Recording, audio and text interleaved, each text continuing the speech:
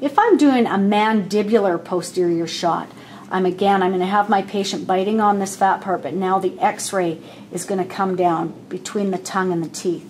I'm going to place the x-ray into the mouth. Again, I want to make sure that I'm bringing it far enough forward that I'm getting the distal contact of the 5 and the mesial of the 6. And I'm going to get my patient to bite together.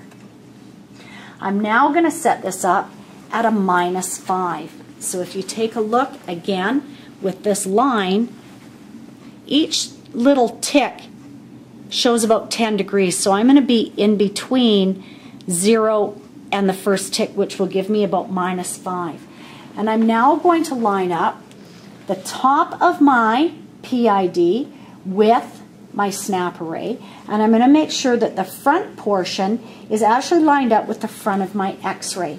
So now I'm looking at this angle because this is where my x-ray is sitting in the mandibular areas down here, as opposed to when we were up top, we were up here. So that's what we're looking for so that we don't cone cut our x-ray. You would do that in quads 3 and 4 on the lower and what we had shown before for the upper.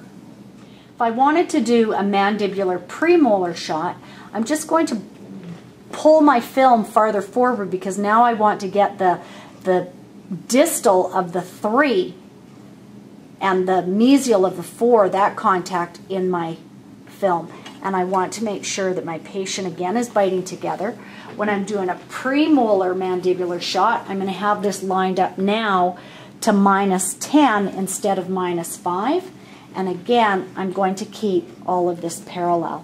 What we need to do is make sure that the head, the teeth, and the film are all parallel, that nothing is crooked or off-center, otherwise we're going to get a lot of overlapping in our film. So make sure that the head lines up with the teeth, that lines up with the film being in the mouth straight. Anything crooked is going to cause a lot of overlap. You're not going to have clear contacts in your x-rays.